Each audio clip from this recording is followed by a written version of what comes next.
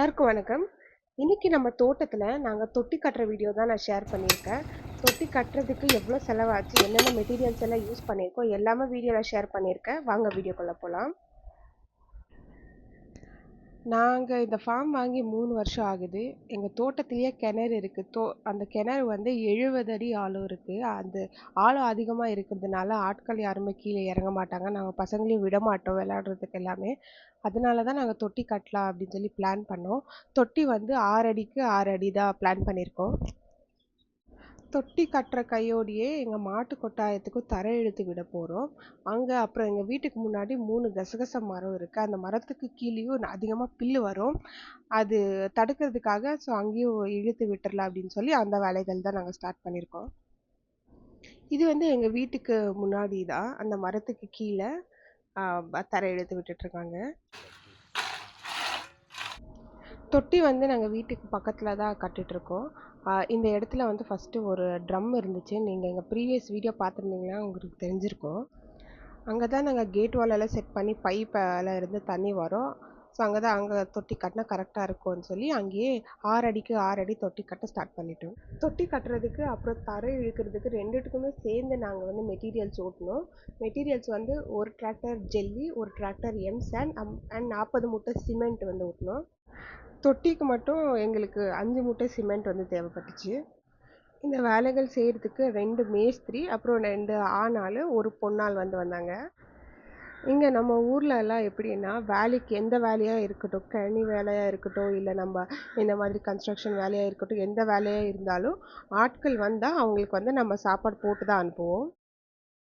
6:30 மணிக்கெல்லாம் அவங்க வந்துடுவாங்க. அவங்க வந்த உடனே நாங்கள் டீ வச்சு கொடுத்துருவோம். அவங்க டீ குடிச்சிட்டு தான் அவங்க வேலையை வந்து ஸ்டார்ட் பண்ணுவாங்க.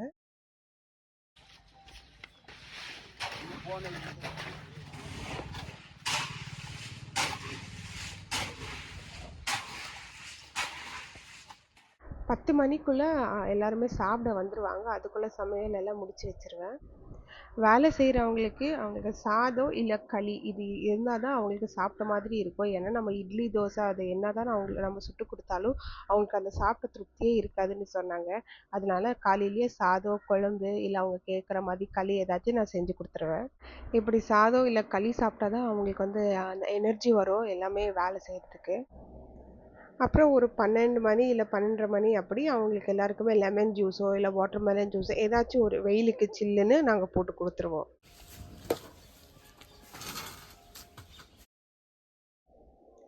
இது வந்து எங்கள் வீடு அப்புறம் பாத்ரூமுக்கு நடுவில் இருக்கிற இடம்.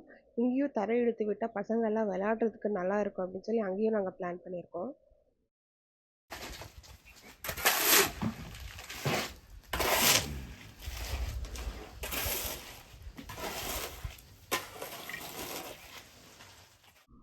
இதுதான் எங்கள் தொட்டியோட ஃபைனல் அவுட்புட். தொட்டி கட்டுறதுக்கு அப்புறம் தரை இழுக்கிறதுக்கு எல்லாத்துக்குமே எங்களுக்கு மொத்தமாக சேர்ந்து 50,000த்துக்கும் மேலே செலவாச்சு. ஜெல்லி, எம்சாண்டு, சிமெண்ட்டு, ஹாலோ பிரிக்ஸ் இது எல்லாமே சேர்ந்து.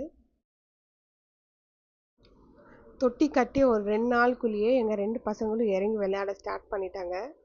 அதுலேயும் என் சின்ன பையன், அவனுக்கு இப்போ 8 மாதம்தான் ஆகுது. அவங்க அண்ணன் விளையாடுறத பார்த்து அவனும் தண்ணியில் குதிச்சே ஆகணும்னு சொல்லி அடம் பிடிச்சு அவன் குதித்து விளையாடிட்டுருக்கான். இந்த தொட்டி கட்டினது மெயினாக எங்கள் பசங்க விளையாடுறதுக்கு தான். ஏன்னா நம்மளாம் சின்ன வயசில் நம்ம தாத்தா பாட்டி ஊருக்கெல்லாம் போனால் கிணத்துல குதித்து தண்ணியில் விளையாடி அதுதானே சம்மர் ஹாலிடேஸ்னாலே அதுதானே. அதனால் அவங்களுக்காகவே நாங்கள் தொட்டி கட்டி விட்டோம்.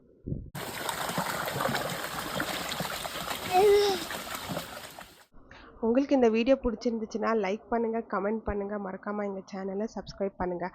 அடுத்த இன்னொரு புது வீடியோவில் சந்திக்கலாம். நன்றி, வணக்கம்.